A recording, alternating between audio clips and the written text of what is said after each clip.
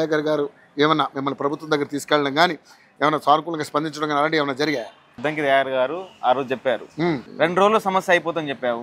ఇలా వారం రోజులు అయింది. ఎక్కడున్నావు? ఏడబడుకున్నావు? ఎందుకు వచ్చినావు? అసలు నువ్వు ఎందుకు వచ్చినావు? ఎందుకు తిట్టించుకున్నావు? ఎందుకు పోయినావు?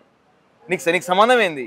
ఒకవేళ నువ్వు ఎమ్మెల్సీ హోదాలో రావాలని ఏ సంబంధం లేదు అనకండి. ఎందుకంటే ఆయన ఒక బాధ్యత గల పదవిలో ఉన్నాడు, మా ఎమ్మెల్సీ. మీరేమైనా చెప్తే విందామని వచ్చాడు, మీ సమస్యని ప్రభుత్వం దృష్టికి తీసుకెళ్దామని వచ్చాడు కదా. ఇప్పుడు ఆయన వస్తే రావచ్చు, ఎవరిని తప్పుపట్టలేదు. వాళ్ళ సతీమణి ఎందుకు తీసుకొచ్చారు? వాళ్ళ సతీమణి ఎందుకు తీసుకొచ్చారు?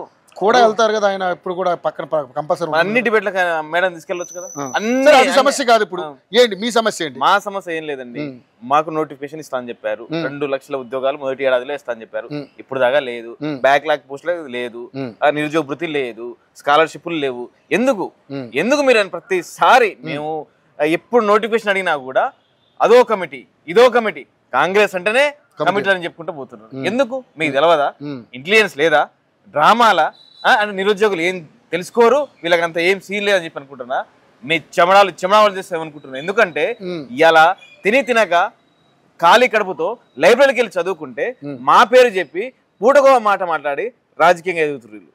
ఎవరైతే ఉన్నారో మా పేరు చెప్పి నిరుద్యోగుల పేర్లు చెప్పుకొని ఇలా రాజకీయం ఎదగాలనుకుంటాడు. అలా చేస్తే మాత్రం పురుగులు పడి చేస్తారు ఒకడు. ఎందుకంటే ఎంతో కష్టపడి చదువుకున్నాం మేము.